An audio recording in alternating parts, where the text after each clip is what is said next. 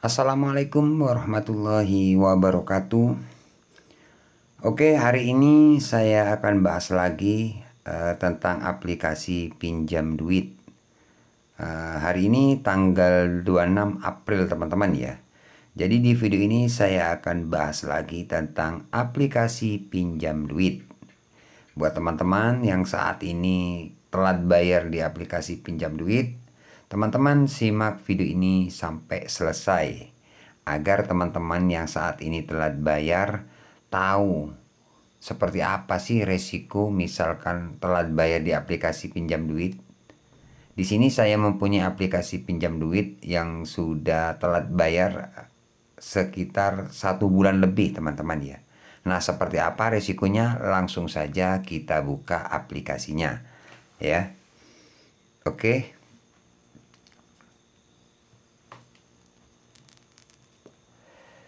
Oke teman-teman, nah di sini sudah saya buka ya untuk aplikasi pinjam duit.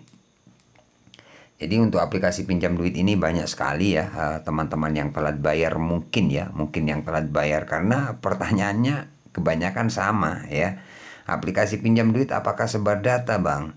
Bang, kalau kita telat bayar di aplikasi pinjam duit sebar data enggak? Di luar kondar enggak? Jadi pertanyaan itu yang sering ditanyakan oleh teman-teman subscriber ya. Oke, di sini saya akan menjelaskan teman-teman ya. Nah, di sini teman-teman bisa lihat untuk keterlambatan ya, terlambat 44 hari ya. Total denda yang sudah berjalan itu 739.000. Jadi dendanya itu sudah mencapai 739.000 teman-teman ya. Jadi masalah denda buat teman-teman yang bertanya, Bang, dan dendanya kalau kita telat bayar di aplikasi pinjam duit berapa satu hari? Dan sampai kapan ya? Buat teman-teman yang masih belum paham untuk denda. Jadi untuk denda misalkan teman-teman telat bayar itu setiap hari akan bertambah. Ya, berapa setiap hari dendanya bang? Tergantung pinjaman kalian, tergantung berapa cicilan kalian yang sudah telat. Jadi nanti akan otomatis kelihatan seperti ini di aplikasinya ya. Jadi buat teman-teman yang menanyakan tentang denda, denda itu tergantung hutang kalian. Pinjaman kalian berapa itu otomatis setiap hari. Kalian bisa cek di aplikasinya. Dan kemudian pertanyaan lagi, Bang sampai kapan untuk bunga itu berjalan? Stopnya sampai kapan ya? Jadi untuk bunga itu akan stop kira-kira 3 bulan. Misalkan teman-teman nggak bayar ya 1 minggu, 2 minggu, 1 bulan, 2 bulan itu tetap berjalan. Ya kalau kalian sudah 3 bulan baru ke atasnya itu sudah berhenti. Kurang lebihnya seperti itu teman-teman. Jadi misalkan teman-teman telat 1 bulan, 2 bulan masih tetap berjalan, masih akan bertambah. Nominal kalian, pinjaman kalian akan bertambah terus. Ya, tapi kalau sudah lewat 3 bulan baru stop. Ya, seperti itu teman-teman ya. Oke. Nah, di sini teman-teman terlambat 44 hari, ya artinya sudah 1 bulan hampir 2 bulan. Total denda 739.200 sekian-sekian ya. Oke, kita cek di sini ya. Nah, di sini teman-teman ya. Untuk cicilan yang pertama ya, 2.800 sekian-sekian ya. Nah, jadi untuk cicilan yang pertama ini sudah telat. Jadi bunganya bertambah setiap hari. Kemudian cicilan yang kedua di sini tanggal 28 bulan 3 sudah telat juga ya, 625.000. Nah, jadi sudah 2 cicilan dia akan bertambah terus. Makanya dia 44 hari keterlambatan sudah mencapai 700 berapa tadi untuk bunganya itu. 739.000 ya. Karena ini nominalnya lumayan besar 2 juta untuk cicilan yang pertama. Dan yang kedua 600 ya. Nah, kemudian yang ketiga teman-teman, ini masih belum telat tanggal 27 bulan 4. Jadi masih 1 hari lagi ya, atau 2 hari lagi baru telat yang ketiga. Dan yang keempat masih belum.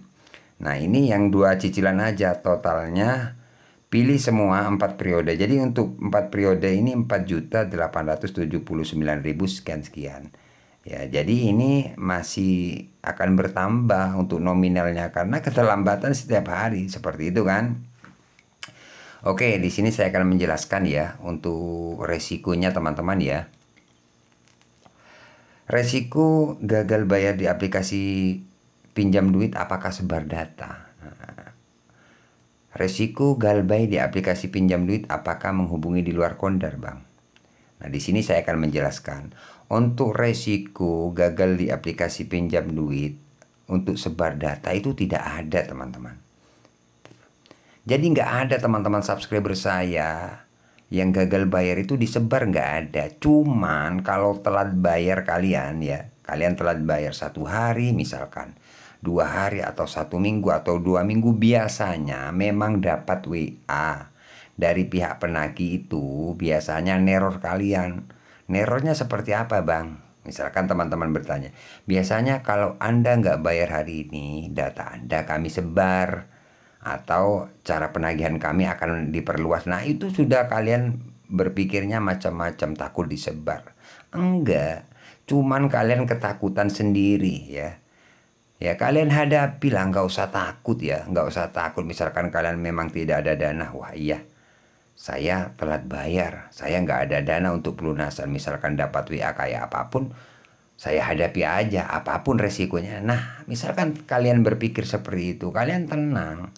Cuman teman-teman berpikirnya salah, takutnya data disebar, malu. Nggak usah mikir itu, karena aplikasi ini sudah resmi OJK, bukan ilegal. Jadi nggak bakalan disebar data kalian. Ya, meskipun dapat WA, Anda kalau nggak bayar hari ini, data Anda kami sebar ke sosial media, IG ataupun apa, itu hanya nakut-nakuti. Karena waktu telat 1 minggu, 2 minggu, bahkan sampai 3 minggu, kami sering dapat WA seperti itu. Ya, dapat teror seperti itu, tapi nyatanya itu hanya nakut-nakuti, gertak-gertak kalian seperti itu. Bang, apakah aplikasi pinjam duit kalau kita telat bayar menghubungi di luar kondar? Biasanya ada sih, kalaupun ada itu ya 1 orang atau 2 orang, itu sebuah resiko ya yang kalian harus terima. Misalkan telat bayar, tapi tidak ke seluruh kontak kalian akan dihubungi. Itu pun kalaupun ada teman-teman 1 orang atau 2 orang gitu, tapi kebanyakan enggak ya. Nah, kenapa saya tahu? Iya, karena banyak dari subscriber saya yang sudah WA ke saya, Bang, saya dihubungi, Bang, saya dihubungi sudah 5 orang kayak gitu kemarin. Banyak sih dari pinjol legal itu ada seperti itu. Makanya di sini saya berbagi info. Resikonya ya seperti itu. Tapi tenang teman-teman ya. Kalian nggak usah panik misalkan dapat WA, dapat teror, data Anda kami sebar misalkan. Itu hanya nakut-nakuti ya. Kemudian kalau Anda nggak bayar hari ini, terpaksa data Anda kami sebar ke seluruh kontak, itu hanya nakut-nakuti gertak kalian ya. Karena sebagian teman-teman ada juga yang dapat WA seperti itu ya. Intinya kalian harus kuat mental, itu hanya nakut-nakuti. Masalah sebar data tidak ada, aman ya, tenang aja teman-teman ya. Nah, aplikasi ini yang saya punya 44 hari aman sampai sekarang gitu loh. Ini sesuai pengalaman saya pribadi, sesuai pengalaman dari teman-teman subscriber juga, seperti itu ya. Kemudian di sini saya akan bicara tentang DC ya. DC, apakah Abang sudah pernah didatangi DC? Nah, untuk aplikasi ini sendiri, ini daerah Jawa Barat sampai sekarang ini telat sudah 44 hari, ini masih aman, tidak ada DC. Ya. Teman-teman banyak yang bertanya, Bang, apakah ada DC-nya? Nggak ada, DC-nya nggak ada. Semua dari dulu saya bikin konten tentang pinjol itu, semua subscriber saya itu nggak ada yang didatangi. Maksudnya yang sharing sama saya cuman bertanya aja, Bang, ini bener nggak mau datang? Nggak ada, Bang, saya didatangi pinjam duit hari ini. Nggak ada yang sharing kayak gitu, nggak ada. Cuman tanya-tanya aja. Jadi intinya aplikasi pinjam duit ini tidak ada DC lapangannya, ya. Sampai hari ini masih aman. Misalkan saya dapat informasi dari teman-teman subscriber, misalkan, Bang, saya didatangi DC, ini Bang, pasti saya infokan buat kalian gitu loh. Jadi untuk aplikasi pinjam duit ini masih aman sampai hari ini. Nggak tahu ke depannya bulan depan ini misalkan ada, nanti saya infokan. Jadi seperti itu teman-teman ya. Jadi buat teman-teman gak usah panik, gak usah takut data saya disebar. Enggak, jangan. Itu hanya ketakutan kalian saja ya.